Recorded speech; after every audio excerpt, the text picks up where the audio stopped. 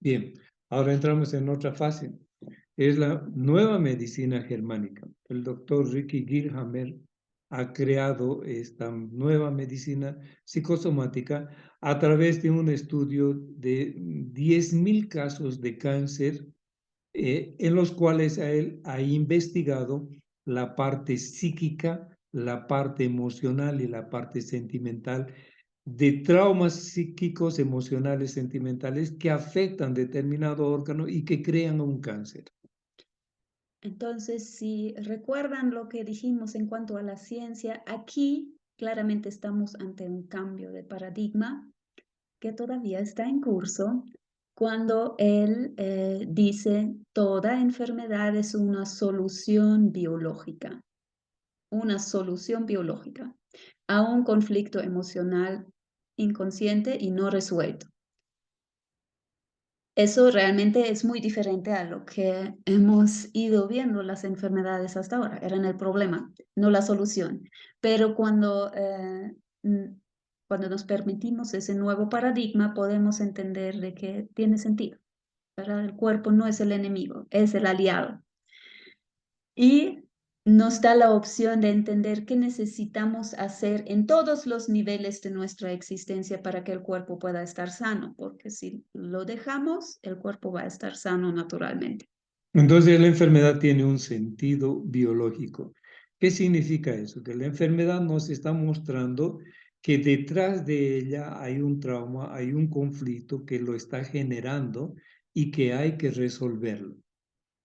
Entonces el estudio de Hammer se basa justamente en identificar qué traumas, qué conflictos afectan el sentido biológico o la enfermedad como solución a ese conflicto o como un paréntesis de espera para que nosotros tomemos conciencia de que esa enfermedad se va a solucionar cuando se solucione el conflicto o el trauma que lo ha originado. Es decir, el sentido biológico es el efecto y no la causa. La causa siempre va a ser una emoción o un sentimiento o un pensamiento inconsciente que está creando ese desequilibrio funcional. Ahora, el doctor Hammer no ha sido bien recibido en la comunidad médica en su momento y se han criticado sus métodos, la sistematización de sus estudios. De cualquier manera, es la base para la mayoría de los sistemas psicosomáticos. Arriba los hemos mencionado, bioneuroemoción, biodescodificación, Biodescodificación. etcétera, que actualmente se están usando y están ayudando a mucha gente. Y él realmente ha Sistematizar, sistematizado y ha creado leyes que se han que se comprueban indefectiblemente como una ciencia. Así que las enfermedades en la medicina germánica son programas de sobrevivencia biológica, lo cual parece contraintuitivo en primer momento. Así es, o sea, si no vemos al cuerpo separado de la psiquis como un aparato mecánico que tiene que funcionar, sino que lo psíquico y lo físico son uno solo, que se interrelacionan en todo momento, el programa de sobrevivencia biológica es la solución que el cuerpo le intenta dar al conflicto emocional o psíquico que la persona está manejando. Esto va a provocar en usted una disonancia cognitiva. ¿Qué significa disonancia cognitiva? Significa que usted ha aceptado una teoría, la ha vivido por mucho tiempo y de repente le presentan la otra cara de la moneda. Y la otra cara de la moneda dice, no, esto no es posible. Su mente va a decir, no, esto no es posible. Si yo acepto esto, el resto va a caer. Todo lo que he vivido anteriormente ya no va a tener ningún valor. Entonces prefiero quedarme con lo anterior a romper mi esquema, a, a aceptar nuevas situaciones. Eso se llama disonancia cognitiva. Esperemos que Entonces, no sea así. espero que no sea así. Espero que usted sepa equilibrar ambas ciencias, la anterior y la moderna, para poder entender mejor las cosas y abrir su mente, abrir su conciencia a nuevas perspectivas y a nuevos paradigmas en los que usted puede entrar a ver una solución más pasible, si está estudiando psicología o medicina o naturopatía o homeopatía. Este conocimiento le va a ayudar a tener un horizonte mucho más grande y una comprensión más grande de lo que puede ser la salud y la enfermedad. Pues el doctor Hammer, como era director de un hospital y hacía las tomografías a los pacientes, tenía las imágenes del cerebro y podía ver de que se mostraban señales en determinados puntos del cerebro. Tenía la enfermedad del paciente porque estaba en el hospital con algún cáncer o una enfermedad grave y preguntaba a las personas por las experiencias traumáticas que han vivido. Y ahí él va entendiendo de que psique, cerebro y órgano van a reaccionar al mismo tiempo a la experiencia. Ocurre siempre en los tres niveles. Psique, cerebro y órgano reaccionan a lo que la persona está viviendo. Con esto, el doctor Hammer vio que hay 4 áreas donde se presentan estas enfermedades. Un conflicto de pérdida territorial que afecta a la psiquis de la persona y afecta, por ejemplo, hay pérdida territorial sexual cuando la pareja se va, hay pérdida territorial en el corazón cuando la pareja abandona el hogar, ¿ya?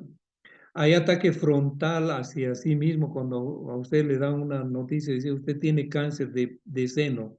Es un ataque frontal contra la integridad de uno mismo.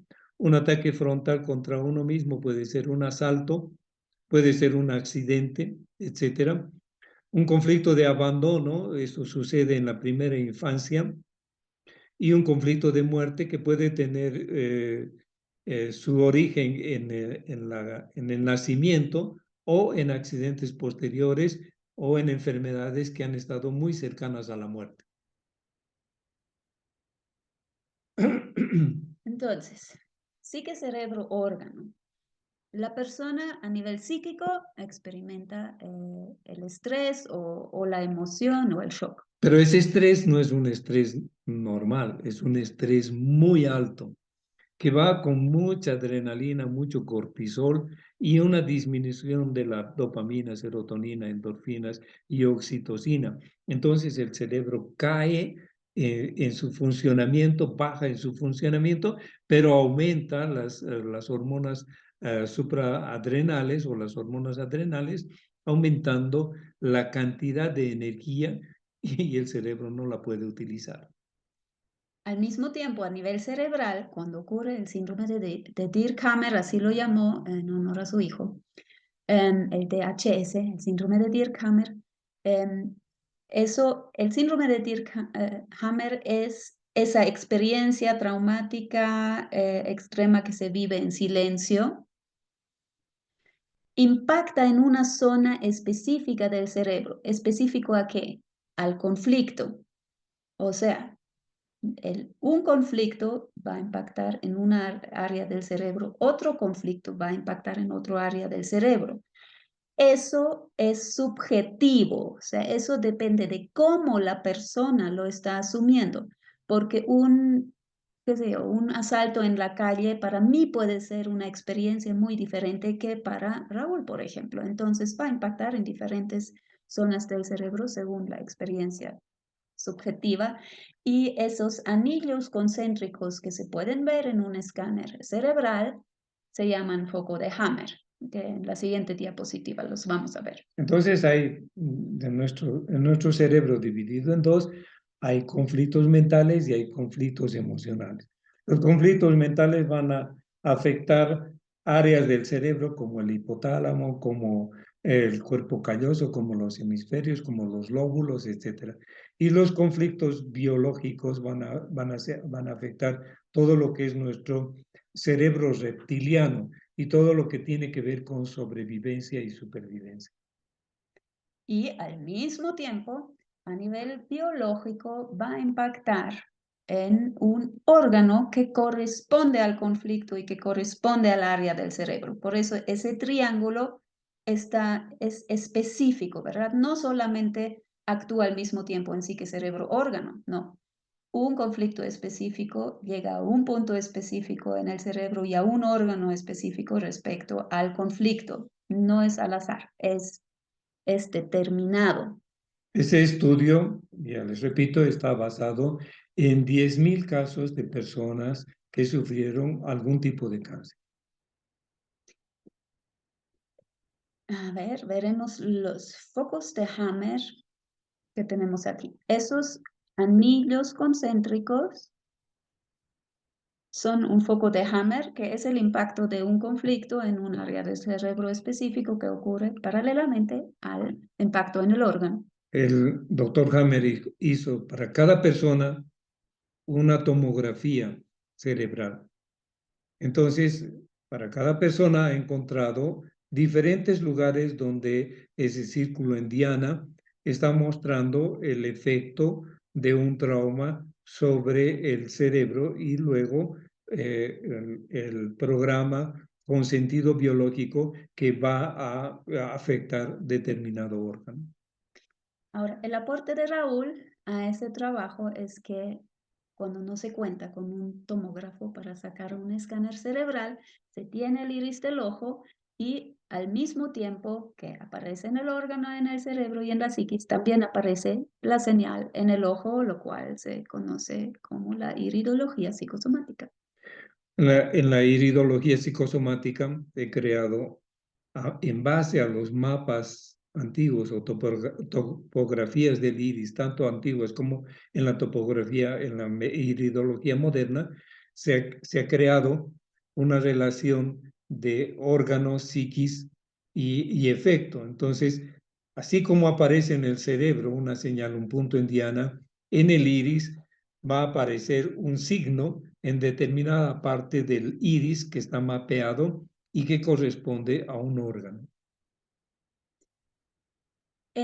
Cuando se lee ese mapa de la tomografía cerebral, hay que tomar en cuenta cuál es la lateralidad de la persona, porque el significado es específico al lado derecho e izquierdo del cuerpo cuando tenemos digamos, dos riñones, dos ovarios, etcétera. Y Y si corresponden a los hemisferios izquierdo y derecho de nuestro cerebro. Como pueden ver en esa señal, ¿ya? El cerebro derecho está más afectado que el cerebro izquierdo por el punto en diana. Y como sabemos que es cruzado, entonces si es el lado derecho del cerebro, va a afectar al lado izquierdo del cuerpo. O algún órgano del lado izquierdo del cuerpo. Y cuando se hace la interpretación de la psicosomática de los conflictos, hay que saber cuál es la lateralidad de la persona para hacer un diagnóstico acertado. También ha visto el doctor Hammer que si se resuelve el conflicto, desaparece la enfermedad y obviamente los anillos concéntricos desaparecen después de un tiempo. De cualquier manera, porque el cerebro no puede sostener esos mini edemas en el cerebro por mucho tiempo. Así que eso aparece al inicio. Cuando se resuelve un conflicto o varios conflictos, el cerebro va a producir una crisis, una pseudocrisis epiléptica, en la cual va a drenar toda esa agua que está en el interior del edema, es decir, va a vaciar los edemas y el cerebro va a entrar en su funcionamiento normal.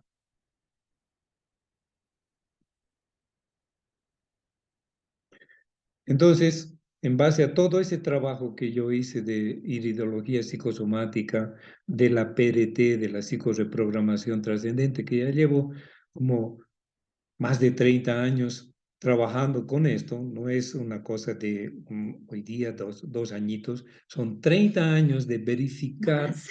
y más de verificar todo esto.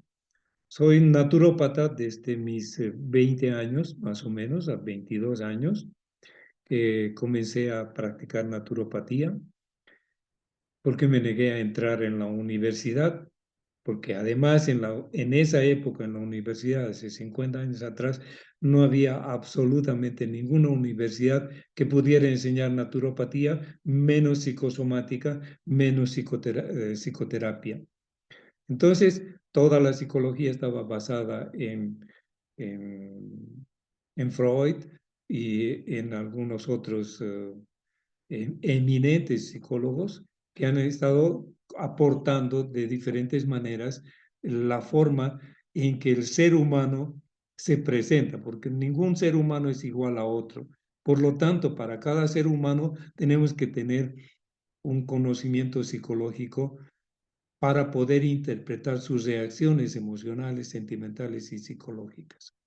Entonces, estoy desarrollando un manual de psicosomática En de realidad, la PRT. actualizando, ¿no? Porque ya había. Estoy actualizando, ¿no? Estoy en ese trabajo, llevo ya más de la mitad del libro que me he propuesto hacer y en algún momento lo voy a presentar como un trabajo de interpretación y refuerzo de la psicosomática, de la ciencia de la psicosomática.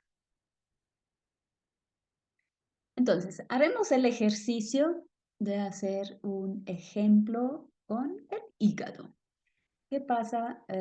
¿Cómo se afecta el hígado con algún conflicto o qué enfermedades psicosomáticas podemos encontrar? Entonces el hígado tiene 500 funciones, no vamos a nombrar todas ellas, es muy largo. Vamos a decir que el hígado sirve para desintoxicar la sangre y para promover determinadas sustancias como el glucagón para el cerebro, la glucosa para la energía del cuerpo y los lípidos para energía de reserva de nuestro cuerpo. Cuando el hígado o algún conflicto afecte el hígado, va a afectar en una de esas funciones, como vamos a ver adelante. Entre enfermedades que podemos encontrar a nivel del hígado están cirrosis, hepatitis, hígado graso, nódulos hepáticos, tuberculosis hepática y algunas que son, Hepatitis tóxica. causados por virus, como las hepatitis. No son causados por virus, perdón. Son virus aleatorios, es decir, cuando el hígado está disminuido en sus funciones, su sistema inmunológico se ha disminuido y tiene un terreno adecuado, virus y bacterias van a encontrar el terreno donde desarrollarse. Y van a formar una simbiosis enfermante, porque esos virus van a crear determinadas situaciones y el órgano va a reaccionar a esas situaciones. Entonces, se dice que los virus aumentan la virulencia de la enfermedad, por así decirlo. Dentro de las enseñanzas del doctor Hammer también están las fases de la enfermedad y hay,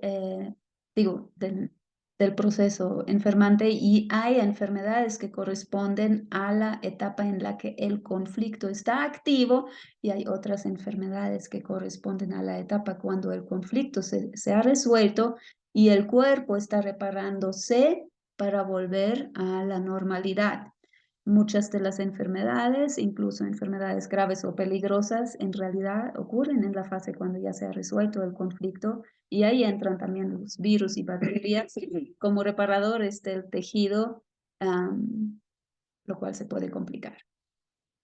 Sí, a veces en la etapa simpaticotónica, donde el conflicto está activo, pueden aparecer tumores, etcétera, etcétera, como una solución biológica. Cuando se ha solucionado el problema, esos tumores se van a achicar y van a ser reabsorbidos y eliminados por el cuerpo. En la fase vagotónica, donde el cuerpo está descansando y está reparándose, por ejemplo, la tuberculosis hepática, tuberculosis pulmonar, tuberculosis renal, etc.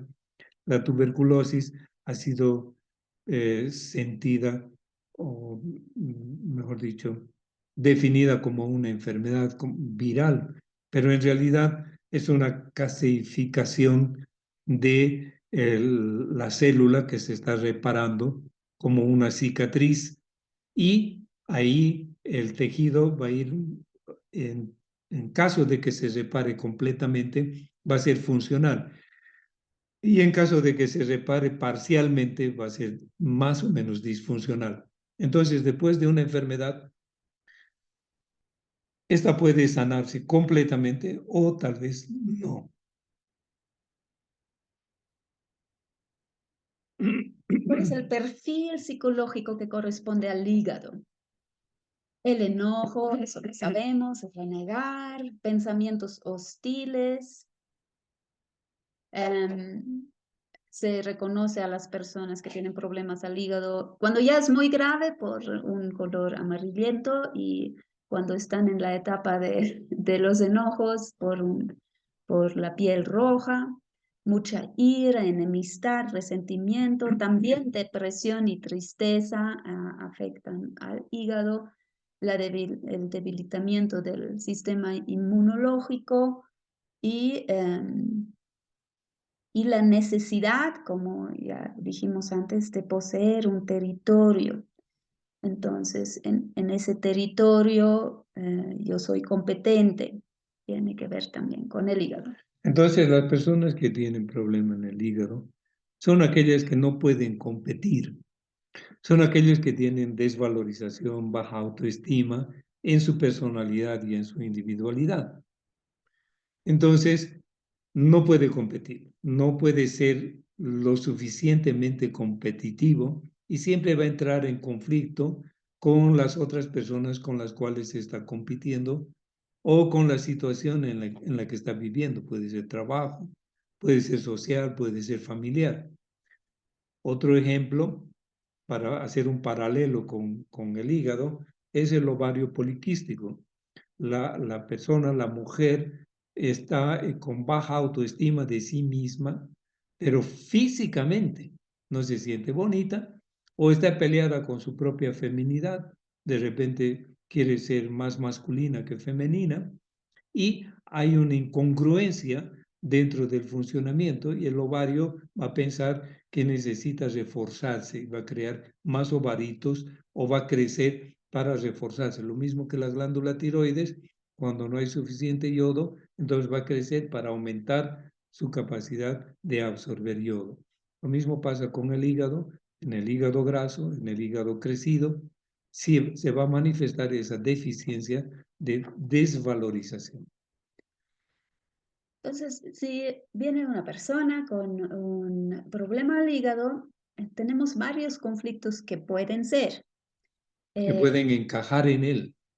Exacto. Y solo la persona misma puede saberlo en realidad. Y el camino a las preguntas exactas para llevar a la persona a tomar conciencia, ese es el arte de la psicosomática. No es solo un libro, no es solo un manual, hay que saber manejarlo. Y sobre todo hay que evitar a crear, Rotular a la persona. exacto, porque eso puede crear nuevos conflictos en la persona. A nadie le gusta ser juzgado así de frente y sin la opinión propia, digamos, ¿no? Entonces, eso realmente es un proceso de Sí. introspección. En la PRT, en la psicoreprogramación trascendente, se lleva a la persona a revisar todos estos conflictos y a ver cuál de ellos él está manejando. No es la opinión del terapeuta, no, es el reconocimiento de que él está manejando uno de esos conflictos. Los vamos a nombrar. El conflicto de contrariedad territorial, que ya ha explicado Raúl, los límites del territorio no están definidos y son débiles. El territorio puede ser fácilmente invadido, a menudo disputa por dinero, también rencor o celos. Siempre una amargura, rigidez de juicios, el hábito de quejarse, justificaciones, conflicto de rabia profunda y crónica y el conflicto existencial de miedo a morirse de hambre en sentido real o mucho más veces figurado. Bueno, ahí viene. Una vez que se ha resuelto el conflicto a través de todo el proceso de la psicoreprogramación trascendente, viene una autorreprogramación. Es decir, la persona ha borrado la neurocinta, ha limpiado completamente todo el panorama conflictivo que tenía, que estaba todo el trasfondo que creaba una enfermedad psicosomática. Entonces, sin ese trasfondo, el cerebro se va a reparar a sí mismo y al mismo tiempo va a ordenar la reparación del órgano. Eso va a suceder de forma natural, pero también la persona tiene que reprogramarse para no volver a repetir la misma situación. Entonces, la autorreprogramación es la forma en que la persona, la fórmula o la forma en que la persona se va a comportar en relación a su trauma anterior o en relación a su conducta anterior de una forma completamente diferente. Entonces, una reprogramación para el hígado es la siguiente. Escojo vivir el espacio de mis emociones y sentimientos libremente. Dejo partir toda rabia contra la vida y todo conflicto existencial. El universo me provee de innumerables formas. Todo me es dado según mi condición interior y puede haber muchas otras más. Obviamente, generalmente la misma persona encuentra su propia autorreprogramación, pero eso son ideas y propuestas que van específicamente para el hígado. Y si escuchan esas frases, ya pueden sentir claramente cuál es la conducta que puede resultar de esas autorreprogramaciones, la fórmula biopsíquica, la fórmula bioquímica y por ende el efecto sobre el cuerpo para volver al, al modelo de arriba. A la En ese caso, homeostasis equilibrada del funcionamiento físico. exacto, en ese caso es todo un proceso que refuerza lo positivo, la armonía y la salud a todo nivel, psíquico y físico. Con esto queremos decir que todo médico, todo psicoterapeuta, todo naturópata, toda persona que se dedique a la salud necesita conocer y saber a qué y cómo tratar la parte del trasfondo psíquico, emocional, sentimental de cada persona. Cuando se ha resuelto eso, se ha resuelto la mitad, el 50% del problema de salud de la persona. El otro 50%, el médico, el psicólogo o el naturópata, puede hacerlo para ayudar al organismo a recuperar su equilibrio funcional de manera perfecta. Puede que la persona alcance su sanidad en la medida de lo posible, de cómo el cuerpo pueda regenerarse en lo posible. Algunas personas pueden sanarse del lupus, pero el daño que se ha producido en el órgano y las secuelas que va a quedar de ese daño, es posible que no se pueda reparar completamente y la persona tenga las secuelas de ese problema. Entonces, ya no va a tener artritis, ya no va a tener reumatismo, ya no va a tener nada de eso, pero las deformaciones celulares o la degeneración celular donde no se ha podido reparar, ahí va a quedar un poco enferma, va a decir, pero no me he sanado completamente. Por ejemplo, una persona que viene con artrosis y artritis, con sus deditos deformados de la mano, ¿se va a curar de la artritis? Sí, de la artrosis sí, pero sus dedos no van a volver a ser normales, porque ese es un proceso degenerativo y esas son las secuelas de la enfermedad. La persona tiene que aceptar psíquicamente, emocionalmente, de que esa situación no se va a revertir completamente. Van a ver hasta dónde el cuerpo puede reparar todo eso. Ya no va a sufrir de dolores, etcétera, etcétera, pero sus manitos, sus deditos que se han torcido, que se han deformado, no van a volver a ser los mismos. Así que en algunas enfermedades se va a tratar de sanarse completamente y en otros se va a tratar de parar el proceso de la enfermedad para que no avance y en otros se va a tratar de aliviar el proceso. De Así, cualquier manera, es un complemento importantísimo entender cuál es la parte psíquica detrás y acompañando al proceso físico. Bien, entonces,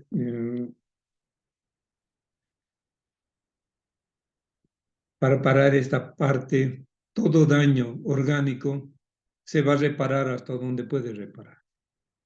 Eso es lo importante que entienda el paciente, que de ahí en adelante tiene que tener un cuidado extremo, una complementación medicamentosa o una complementación naturopática para que su organismo siga funcionando perfectamente. Y por otro lado, la recomendación de no esperar hasta ese punto y resolver sus conflictos antes de que el daño en el cuerpo se vuelva tan complicado que deje secuelas.